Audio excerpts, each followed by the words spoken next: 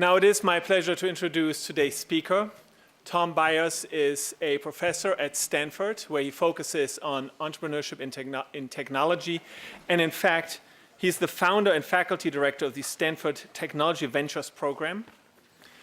At the same time, Tom is very familiar with Berkeley. Not only has he taught at the Haas Business School, but he's also earned his MBA there and indeed a PhD in business administration. So with no further ado, thank you. And did undergraduate in engineering as well. Thank you. All right. Welcome, Tom. All right, thanks.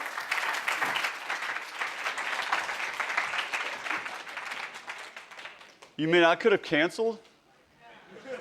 I could have just called up and said I'm just not show up. Hello, everybody. How you doing? So that's a bright light, but I'm on sabbatical this quarter, which means I get paid for doing nothing.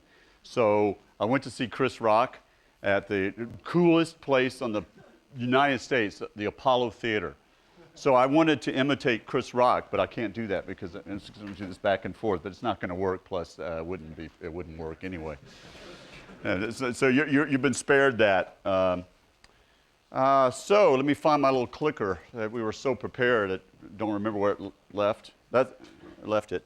I'm going to talk about this. Don't be afraid of change. I mean, it's that word is everywhere nowadays, and with the election and everything. And it turns out it's a kind of a fundamental part of entrepreneurship. Do you agree? After listening to 5 entrepreneurs who are really doing what I'm about to discuss, I mean, this change is a good thing. But maybe how about this? Since when I was here, as your age, maybe it's better to say just don't become afraid of change, because you've certainly experienced some change in your life so far, but you've got a lot more to, and it's really interesting how great entrepreneurs embrace it. So it is truly stunning experience. I mean, I'm in a surreal mood right now. I'm completely flying, because to go back to where you went to undergraduate school, and I walked all around here. Bechtel wasn't here, but I was in Echeverry, and certainly was in Evans, punching cards and stuff like that. It is truly mind-blowing to walk around. We certainly come up for the football games. My wife went to Cal, and we'll come up for sporting events and so on, and I'll come up to see ICLAC, and I want to thank you for having me, because I do the sort of same thing that ICLAC and CET and MOT are doing. I do the same thing down that other school, and so we're like colleagues and all that kind of stuff. So I come up for that, but to come up and have a chance to actually talk to students, which is why I do what I do. I'm on an altered state right now, and when I was a student, I was in other kinds of altered state, but now this is a true natural altered state. And as a matter of fact, so also let me acknowledge Rich Newton. For those of you who got here when he was still with us, I mean, he was larger than life. He would have been a good running mate for Barack, let's put it that way. This fellow was amazing. He gave me this little Berkeley pen, the Bear, a few years ago when he was dean and before his untimely passing, and I still wear it with great pride, even sometimes at the office. I promise, especially on big game days or Stanford, Berkeley athletic events. All right, so speaking of 1978, who is this? Oh yeah, so it kind of is, yeah. There's a picture my dad really loved. And so sometimes change really is a good thing, because, here I am now. I got the guitar. But I don't, the hair is gone. That is the same Les Paul, I guarantee you. Lots of Berkeley, great education, all that kind of stuff. I had a chance to help start a company called Symantec that became successful. That's the antivirus company. So I didn't go into teaching right away. I went into Silicon Valley after finally finishing here, and both, as you heard, both here in engineering over in the business school. But here's what I do up top. So I do something very similar to this wonderful program that's being run by ICLAC and his team. We call it the STVP program. But, and I write textbooks and stuff like that, what I'm going to talk about in just a moment. But the next three things that which is kind of cool for Berkeley and for Stanford professors, we get to do a day a week doing anything we want. And in my case, I still dabble in startups. So one of them is an internet startup called MyThings. One of them is a green tech or clean tech startup called Biofuelbox. And then there's even a venture capital firm over here, which I'm chairman of an ex-student of mine, sort of focused in the middle part, the flyover states, the red states of the United States, sort of focused over there, so called Flywheel Ventures. So it keeps me fresh as to what entrepreneurs are thinking. Although I'm an educator at this point, I'm nowhere near, take everything I say today as a grain of salt because I'm a teacher now, as opposed to these wonderful other speakers you're having. Oh my gosh, you had Ram last week, who was just a terrific, observer and participant in Silicon Valley, and I mean Silicon Valley as a state of mind and broader than just where I live. And then you've got some really wonderful young, new generation people that you've been meeting and you're going to meet the rest of the course. So it's a great honor to be part in the middle here. So maybe you should see this as sort of, it's just sort of a little bit of a break. And I'm going to talk about the entrepreneurship as an educator in it. And make some observations about that, sort of some of the things that I consider really important about what we're teaching. And then I'm going to talk about opportunity, going forward. I certainly have had the luck of being around when software on personal computers became such a big deal. I was able to ride that wave, and we created Symantec, and it's one of the largest software companies in the world. But man, that was 25 years ago. I got involved, in some internet companies in the 90s that did pretty well as a board member. So that's cool. So I caught a couple of waves. So what? Sometimes when people get up here and they talk about the past, let's finish today, by talking about the future. In other words, what kind of waves maybe you can ride, as long as, like I say, try not to become afraid of change. It's a good thing. So what's happening with folks like Iklak and myself and the professors in Haas that teach entrepreneurship, most of which I know are good friends with, there's been this explosion. Talk about change. When we were, or even when I was here 15 years ago, when I came back from industry, I taught for a year over at Haas before going to Stanford. And I don't think there was a course in engineering on entrepreneurship. I'm pretty sure 15 years ago. And there were a few very good ones in the business school, but frankly, there was so much in demand, there was no chance that engineering or science students could be part of it. So I'm a professor of engineering at Stanford, just like Iklak is a professor of engineering here. And we have been participating in this explosion, not only at these two schools, but all our peer, where your buddies are around the country or around the world. You say, okay, that's cool, but it has been a big change to be able to learn this kind of material in these kinds of environments here. Like a seminar type thing, which is one-to-many and it's pretty hard to interact, which is much more my style. Or even in smaller courses, or do something as dramatic as the Venture Lab. So my hat's off to all those of you who are part of the Venture Lab here.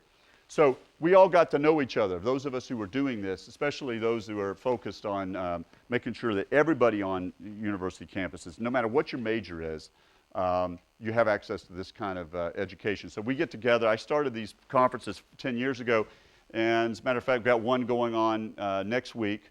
We choose pretty cool places like Columbia and Sydney and Belfast to go. I think last year we were in Barcelona and Rio de Janeiro. People accuse us of choosing really cool places. But instead of the Bay Area, we're going to go up to Tahoe, and there's an equivalent to the Bears Lair down on South Shore that Stanford has. And this is about 100 educators who do what we do. So it's not just here at at Cal. But that's Freudian. Yeah, I deserve that. Good, slap me. You can do that. All right. I get 3 strikes, okay, though. That's just one. All right. And so we get to get, so this is an interesting mission and movement that we're part of. It's very, very exciting. And what is driving most of us is that we believe that all of you should go out and go deep in something, whether you're undergraduate or graduate. I mean, just go learn a discipline. When I was a student, I was in industrial engineering, but I learned computer science. I mean, I knew how to code at the machine level. It's because you know, I understood a discipline really, really well. And as the software industry, which was a big wave I caught for personal computers, came along, you know, a la the Microsofts and that sort of thing in the 80s, I really could talk about things from my gut. It's the same thing. Go learn a particular discipline. But breadth, this is why it's cool you decided to be at Berkeley. Well, I was always proud to be here.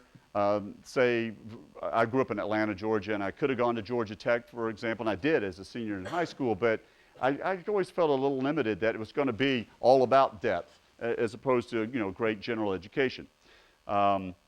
So, you know, all that you've experienced here in general education is very, very cool. Very proud that Stanford has the same sort of all the disciplines covered so we can stretch people. But then it turns out by teaching entrepreneurship and innovation and these kinds of leadership things, we can stretch you even further and get you ready to be a T-shaped person. That's the best kind to be. That's where you start to see connecting dots and seeing pattern recognition, and it really will allow you to do some great things.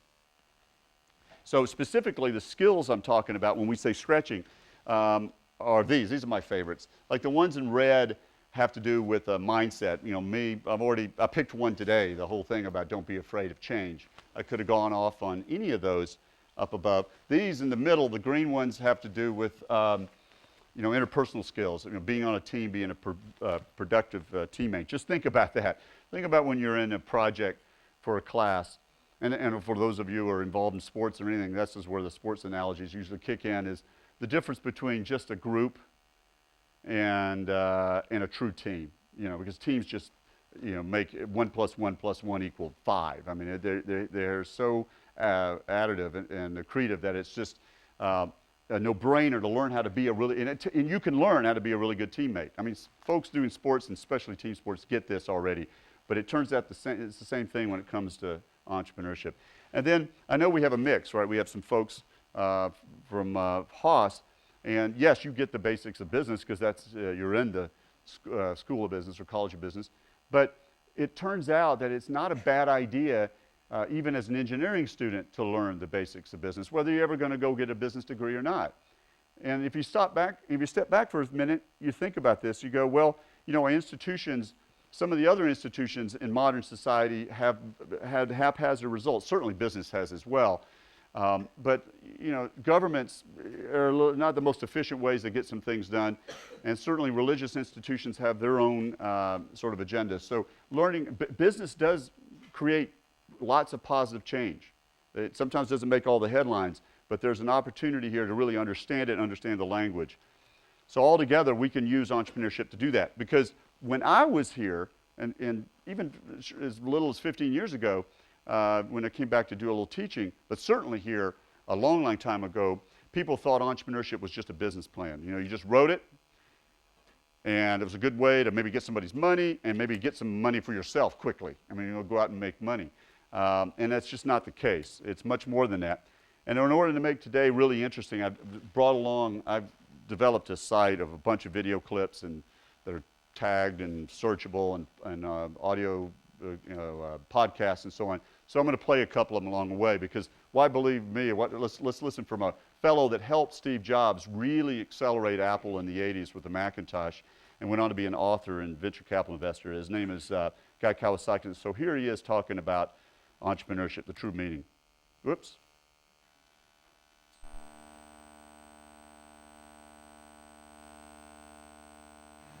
The first thing I figured out and learned, sometimes the hard way, about entrepreneurship is that the core, the essence of entrepreneurship is about making meaning. Many, many people start companies to make money, the quick flip, the dot-com phenomena. And I have noticed in both the companies that I've started and funded and been associated with that those companies that are fundamentally founded to change the world, to make the world a better place, to make meaning, are the companies that make a difference. They are the companies to succeed. My naive and romantic belief is that if you make meaning, you will probably make money. But if you set out to make money, you will probably not make meaning and you won't make money. So my first thought is you need to make meaning. That should be the core of why you start a company. There are 3 ways to make meaning. First is to increase the quality of life. My background is the Macintosh division of Apple Computer, and I can tell you with total certainty that we were not motivated by making money. We were motivated by changing the world to make people more creative and more productive. We were trying to increase the quality of life for the Macintosh user. And that was a great motivation. It kept us going through many, many difficult periods. We were waking up in the morning thinking how we could change people's lives. A second way to make meaning is to right a wrong. You know, that this fish is going to die after jumping out.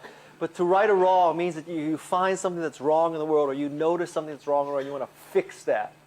This might be particularly applicable to not-for-profits where, you know, there's pollution, or there's crime, or there's abuse, and their very core is to end that wrong.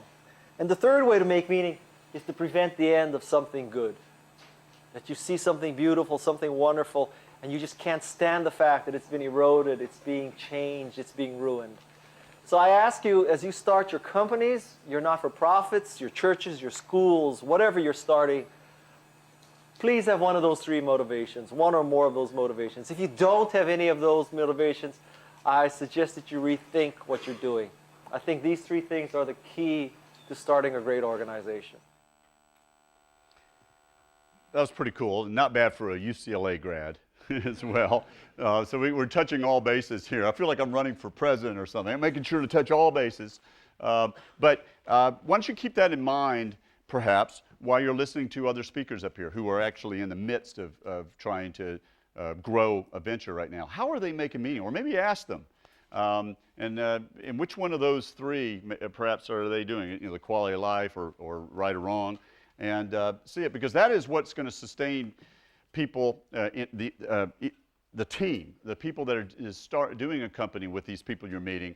That's what's going to sustain them during difficult times. Because the whole thing about, oh, we're going to make a lot of money real soon, you know, just goes right out the window during times, you know, certainly macroeconomic times like now. So let's take this down a notch. I've been talking like really, you know, you talk about touchy feely, like kind of up here, you know, the skills and the making meaning that Guy says so eloquently. Let's go down another layer. So I noticed that there really wasn't a good textbook for engineering entrepreneurship or technology entrepreneurship, and so started thinking about this 10 years ago and got together with a professor at UC Davis. So we did our first edition about 6-7 years ago. One of the reasons I'm on sabbatical right now is we're doing the third edition, which is a lot of the material at the end here, the last 10 minutes is coming from. But so there's the, you know, you like the colors? The second edition? The first one was red, but the second one was this one. And I just had to do some balance there. I really am running for an office, it feels like. So Dick and I, so we did this book, and you know, it's 400 pages, but I'm going to try to do it real quick. I'm going to give you the fundamentals, and maybe it'll help you put in perspective some of the things you've been hearing in here and you will hear, or even in the other classes that you may be involved in with entrepreneurship and innovation. So this is a model from a friend in Boston, and it sort of breaks entrepreneurship as first of all, it says it's a process view. So that I love that, being a true engineer at heart, is that, okay, if I can break it down and really understand it. And there's the top half is one part of entrepreneurship, which is the recognizing opportunity, and that's where products or technologies collide with markets or needs, somebody really caring about it. And then down below is the other part of the process, which is the pursuit of it. You're gathering capital or meeting people, or gathering people together to come help you achieve everything. So we took this, and essentially the outline for that textbook, you know, way back even in the first edition, and it survived even to now as we're doing a third edition, you know, 6-7 years later, is there's maybe like 10 things, and some of them have to do, the blue ones have to do with this sort of products colliding with the market to create some opportunity, and then, you know, whether it's valid or not. And then some have to do with the money, you know, the business plan, which is just 1 out of 10. You know, I said entrepreneurship doesn't have anything to do with business plans. It's just like 1 out of 10 things that really matter. There's some other stuff there. And then related to money. And then there's the sort of people stuff here in red. So you can see that sort of maps out. So maybe that can be a little framework. And I'll give the slides to you guys, and I understand it's on here, but I'll supply the slides to the team here if you want to get these, and maybe it gives you a little bit of a cheat sheet to say, okay, what aspect are they talking about? Because entrepreneurship is so crazy, and it's such a, a perfect storm in certain situations that it's hard to sometimes understand. It just, give you a little bit of a mental model and say, what aspect are they talking about? So let me then go down another layer, peel this onion back a little more, and say, let me pick some of my favorites. So up top here, I really admire entrepreneurs who do ready, aim, fire. In other words, they come up with a vision, a goal, a purpose. Then that drives a strategy, which is how they develop a plan on how to get to that goal. And then they go and execute. So ready, aim, fire. You have no idea how many people just start firing away, have no idea where they're aiming, and they're certainly not ready to do that. And I experienced that. Oh my gosh, with a company after, you notice it wasn't on there. So the Symantec logo was there because that was a big winner. But there was another company I started with a fellow who invented the spreadsheet. He was the author of the very first spreadsheet product ever called VisiCalc. And so, he's a pretty big time guru. And so we started another company. We failed because it was in handheld devices. We just started executing without really a strategy and certainly not a very good vision. So we just sort of started from here, and it was very, very painful to fail. Another thing I'd like to, I'm just cherry picking some of those 10 items. Another one that I think is really relevant again right now, especially as we get to talking about not just web entrepreneurship or internet companies, but also green tech companies and medical tech companies are making a comeback. And that is this notion of the really good entrepreneurs focus their money on the things that are important. That is so obvious, but you wouldn't believe how many folks try to do everything. So there's 4 types of risk that anybody faces when they're running a company. Team risk, can we do it? Technology risk, can we make it? Will it work? Market risk, will anybody care to buy it? Or can we find partners to help, get it to our customers? And then capital, meaning just the sheer amount of capital, money it's going to take to get us to be stand on our own 2 feet. That's not too bad for, say, a little web company, but certainly for a clean tech or medical device company, that's a lot of risk. So at any given moment, you got these 4 risks. It turns out really good entrepreneurs have this ability to go, which one's really important this year? Or which 2? And that's where we're going to marshal our resources. That's how they allocate resources. They'll say they have this, they don't, it's not that they have some, divine intervention that tells them that. They work on it, develop, they say, okay, they work with their team and they come up with which ones of these are worthy of getting their attention first, and they put their money, their cash, on that. That's what they bet on to work on now for this stage for a little while to reach some breakthrough, a milestone. Then they go back and get some more cash, and then at that point maybe the risk has changed and they go off in another direction. So they're willing, you talk about change, they're not afraid to make a change saying this is what we worked on last year because that's where our risk was. Now it's time to shift gears and go into some other direction. This is what's really hard for corporate executives to come and start working in startup teams. It's easier for you because you just don't know any better, to just like buy into this and start doing this, as opposed to say somebody's coming from like British Petroleum and is now going to get in a green tech company. They're just not used to thinking this way because it's just different. So another thing is to stop after all the craziness of Wall Street's ride last week or any global financial markets. It's just to step back for a second. Are you going to have any venture capitalists this quarter? I don't think we. But you probably, but they'll be speaking on campus somewhere. Yeah, there'll be a chance to go meet some venture capitalists and have them talk, and it's a very interesting. Office hours with venture capitalists. Office hours are Like good. Tomorrow they're coming, for example. Good. So you will meet one. You're at Berkeley. You can't go to Berkeley or Stanford without bumping into one at some point. But it's a very interesting industry. But it's really, really important. And so if you're learning about tech entrepreneurship, it's really important to kind of understand that industry. It is vital. If you want to truly understand all the processes involved, because they have their own process about how they deal with entrepreneurs. And this is kind of crazy. There's not much venture capital invested every year. I'm just going to focus on the U.S. It is a global industry, but I got the numbers here for the U.S. It's pretty small. If the GDP of the United States is $12 trillion, only about 30 billion a year is invested in venture capital. I mean, out of $12 trillion. I mean, the Pentagon's budget's 500 billion, 600 billion, just to give you a thought. We're spending 10 billion, here I go on politics, $10 billion a month in Iraq, I mean, so just 30 billion is the total venture capital industry that created all these companies, helped create, along with the entrepreneurs. So it's a pretty interesting thing to study. And that's not meant as an advertising for it. It's just like, wow, anything that would have that kind of return on, investment, we ought to understand. So what's interesting is this is for the last 7 years. It's been, in the United States, I said, it's about 30 billion. That's also the budget, say, for the National Institutes of Health, just to give you a feeling of relative magnitude.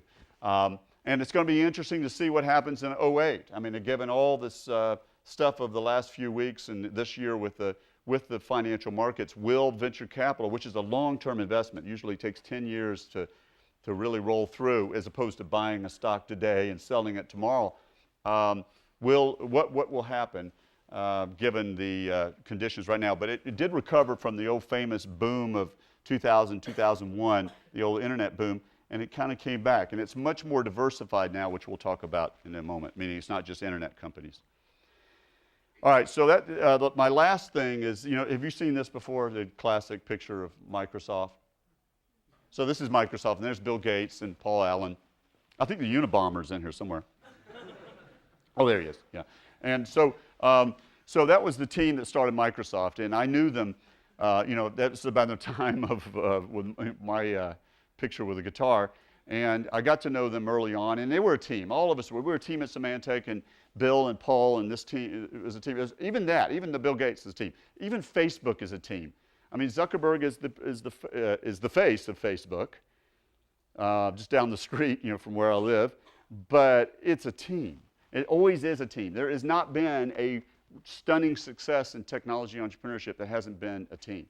Even Steve Jobs admits that it was people like Kawasaki and others that made it happen. So, those of us who teach this material, we're motivated by making sure that you and all your classmates and so forth get a chance to learn some things that minimize the mistakes that we would make if we want to really go out and change the world, really do something extraordinary. So this time I didn't bring one of my clips. I'm going to go to this Office Space clip, which has got to be the best movie ever. All right. So the software engineer. Yeah, let's do this again. Yes, Let's do this again. Sorry for the language up front. What you do at Initech is you take the specifications from the customers and you bring them down to the software engineers. Yes, that's right. Well, then I just have to ask, why couldn't the customers just take them directly to the software people, huh? Well, I'll tell you why. Because engineers are not good at dealing with customers. So you physically take the specs from the customer? Well, no, my secretary does that, or they're faxed. So then you must physically bring them to the software people. Well, no. Yeah, I mean, sometimes. What would you say you do here? Well, look, I already told you. I deal with the goddamn customers so the engineers don't have to. I have people skills. I am good at dealing with people. Can't you understand that? What the hell is wrong with you people? Have you seen that before? So I'm sorry, I'm going to give you a homework assignment. If you haven't seen Office Space, you must go rent that. I got a great idea. Screw next week, right? There's no speaker next week. Show Office Space in here. I mean, that beats the hell out of any textbook or website or anything anybody's going to say, because we want to avoid. So it's a team sport, plus this is a great way to just avoid ever sounding like those people there. All right, so that's my quick take on some of the things to maybe keep in mind about the topic.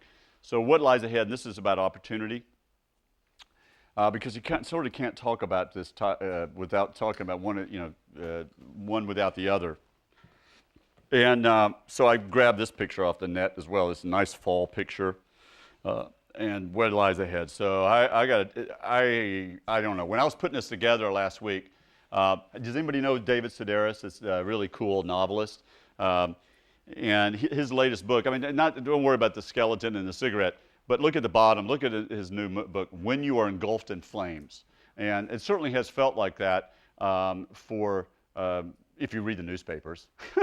You know, it just feels like everything's just flaming out. I mean, what the hell? And just since you came back to school this fall, it's been crazy. I think that's from him being in Japan, and it's a lost in translation kind of thing about what you're supposed to do in a fire. So it's saying, you know, when you're engulfed in flames and do this. So it just feels like we are engulfed in flames as a community and as a nation and as a world. So what is entrepreneurship innovation going to do about that? And as an alumni and being, having had an opportunity to know Rich Newton so well, but staying in touch with what's going on here and what's going on over at Haas, it's really given me a lot of hope. And the same thing is happening at Stanford. I mean, forget all the rivalries. Same thing is happening at MIT and the other major engineering schools of the country that we stay friends with. So let's just see if we can relate this to entrepreneurship for a moment. Let's just go to another clip. This is a pretty famous investor now. One thing I would say is find a big problem. To me, any big problem is a big opportunity. Because if you think about it, no problem, no solution, no company. Right? It's very simple. Every big problem is a big opportunity. If you don't have a big problem, you don't have a big opportunity. Yeah. Nobody will pay you to solve a non-problem. That's like 24 seconds. And all these clips, I'll show you where they all are, but there's many more by him. But he started Sun Microsystems, with Bill Joy, who came from here, and Vinod was from Stanford. But they started that 25 years ago. But Vinod is probably one of the leading, if not the leading, green tech investor right now. And that is really simple. I play that a lot. You know, no problem, no opportunity. Nobody's going to pay you for that. So do we have some big problems? We might as well go where the wind is behind our backs. Because I've tried to start companies when the wind isn't behind your back, which is like the handheld device, and we were way too early, handwriting didn't translate. Oh, I could tell you stories about trying to write the word pinpoint on television. You can only imagine how that came back. It didn't come back saying pinpoint. Just think that through. And it was pretty embarrassing. And so the hell with not, go running into the wind. How about something when the wind is in your back? So let's look and see, is there some big issues out there? Really big issues where fundamental technologies like information technologies and nanotechnologies, all the fundamental stuff is still there. So if you're doing that, that's great. But as you rise up to the applications, how is it going to affect stuff? So the big three that everybody's talking about is, environment and energy, human health, and then the whole peace and security issues. So let's just take these one at a time. Speaking of books, these two are really fantastic. I finished this one, Earth, the sequel. This is written by an environmentalist that gets he's just totally, he hated business. Let's put it that way. He was a lawyer.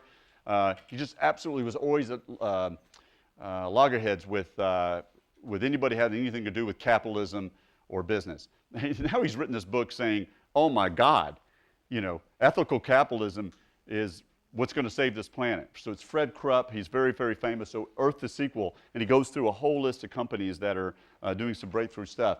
And then have you heard about this one? This is Tom Friedman's new book. He wrote The World is Flat.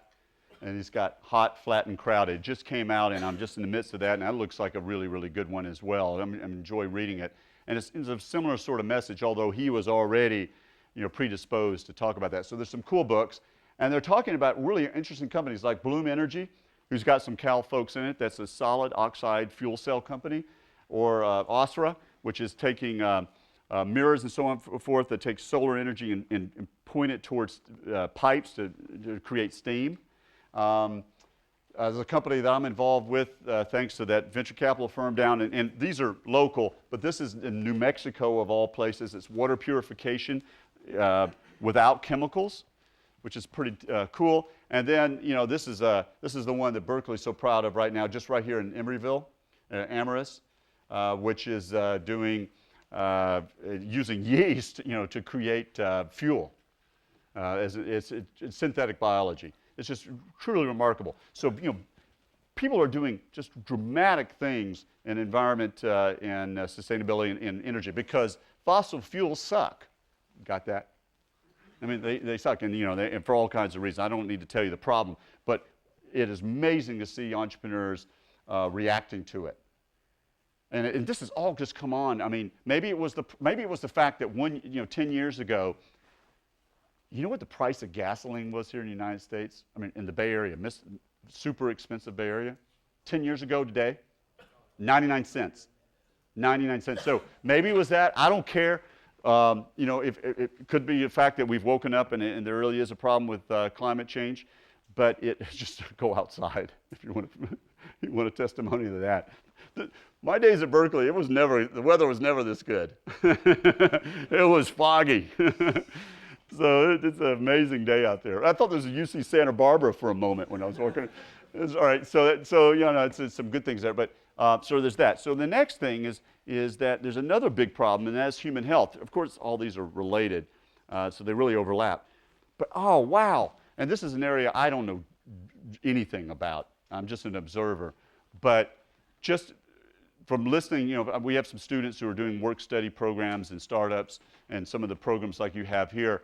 And it's pretty extraordinary. Everything from, of course, what are we going to do if the pandemic really does hit, to the promise of stem cells, to personalized medicine, being able to target specific drugs. I mean, my mom died of breast cancer when I was in college here as an undergrad, and that was horrible. And those of you who have lost a parent know just how bad that is. And oh man, the ability to be able to target some of that treatment is extraordinary, because you can now. You can find out whether chemotherapy is going, if somebody has breast cancer, whether it's going to work or not before you go through it to find out whether it's going to work or not. There's a lot, and this has to obviously is an outcome of the Human Genome Project. But that's a startup doing that.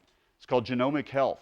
It's pretty extraordinary in personalized medicine. And then then the whole world of devices, which for you engineers, that's usually a great way to to get into the health field. It's going because you know how to make things. Really small things that go in really small places. Hopefully, don't leave them behind. And oh my God, I just saw this. What do you call this? Contact lenses. They're medical devices now. They've been they're no because there's so much technology that can go in there. So it's sort of like the Terminator, coming on the way. All right, coming up. So that's the second one. The third one area of the big three is globalization, and that's another way of seeing the whole issues of international related to peace and security and that sort of thing. But let's think about globalization for a minute. So for my generation, what was driving the Bay Area and any other technology area was something called Moore's Law. Have you heard about that? The doubling of processor speeds. Obviously, it's fundamental now. I think it's been replaced. There's a growing consensus. It's not what's driving commerce anymore in Silicon Valley or any other place like Silicon Valley. It's globalization, maybe along with the other two things I was just talking about. And so that's pretty incredible. And I noticed that we all have stories, but my story is interesting last year. So there I am.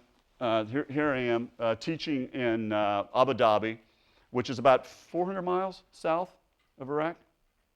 I think something like between here and LA, or maybe here to San Diego, something like that. So it was just extraordinary to be teaching entrepreneurship, this material, but over a course of 10 days. So really getting deep in it, doing case studies, the same case studies we used, at Stanford in a class there. Let's say a case study on Yahoo or whatever, and just really.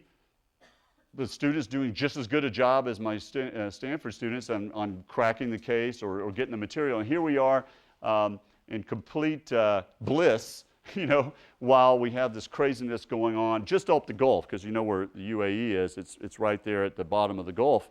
It's pretty wild. So globalization can make a difference. And it's really interesting to go fly into Dubai to go teaching. I'm going back for the third time pretty soon. And it's the equivalent of Berkeley or Stanford, the university system. It's called the Higher Colleges of Technology. There's the logo. It's interesting, it has a dove as part of it there in the top left here of this picture.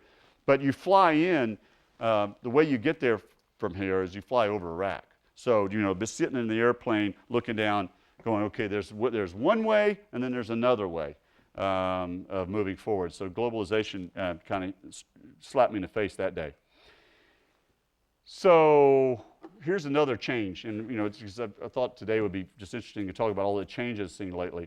Is this, for a long time,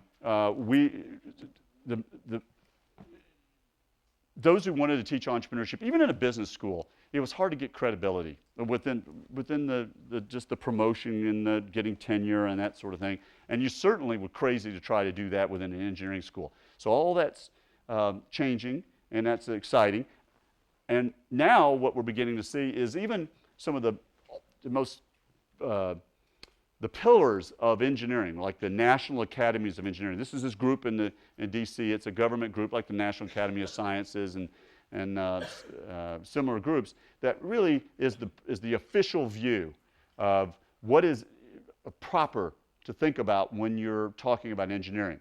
Not only have they embraced that we should be teaching entrepreneurship and innovation this way, but they did a really cool project last year called the Grand Challenges. Have you heard about this? The Grand Challenges of Engineering. They put it out, and it's up on the web. It is, here they are. They narrowed down. They said, look, these are things that need to get solved in the next 20 or 25 years, a la the great advances of the last century, from rockets to the internet to, to catheters, the broad range of wonderful inventions of the last century. That's all good for 100 years. We need this stuff addressed in the next 25 years. So I never wish I could be young again. But sometimes when I see this, I kind of wish I could. Because if you have any kind of entrepreneurial DNA in you, there's a lot to go after. Just pick one. I mean, there's the three. They're in categories like I was just talking about. There are also just some basic computing ones like secure cyberspace. And there's some ones in education where they like engineer the tools of scientific discovery, and enhance virtual reality. There's some, so it's not just about, okay, go out and do a green tech or go out and do a medical device.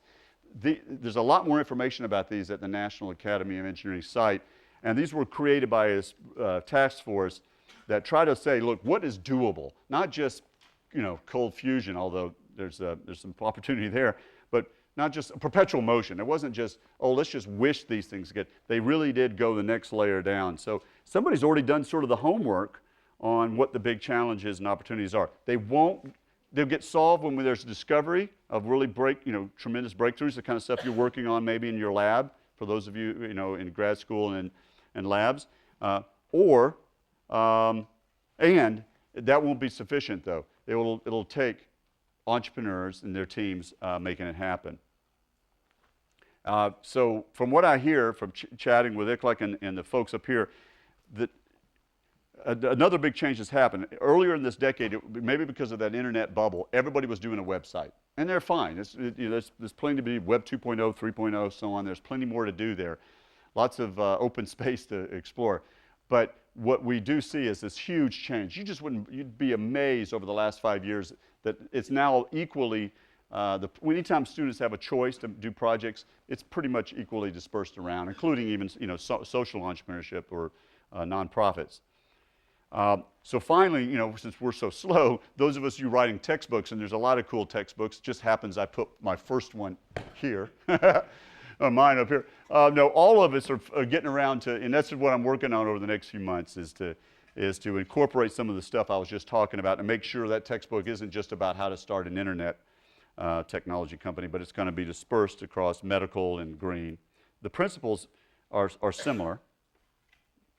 I invite you to come to eCorner for more videos, whether it was of Kawasaki or Vino. We have 1,200 videos and podcasts, and hope you'll have a look at that sometime. As a matter of fact, this comes up. I'll show you this nice. So there's Vinod, as a matter of fact, and but check this out. There's a nice little add-on. I don't know if you've seen Colaris that does these video walls. This is just laying on top of our site. So if you want to see, this is the woman that runs all UI for Google. Creativity loves There you go. constraint.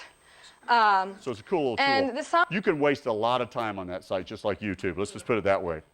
So I invite you to come there. Lastly, in November, has there been any promotion of this? So I don't want to waste people's time. No, there hasn't. Let's just say a word about it, and then we'll run around. So speaking of globalization, students like yourself all over the world in about 3 weeks are going to compete in a little tournament. It's about a week long, and the submission will be a video.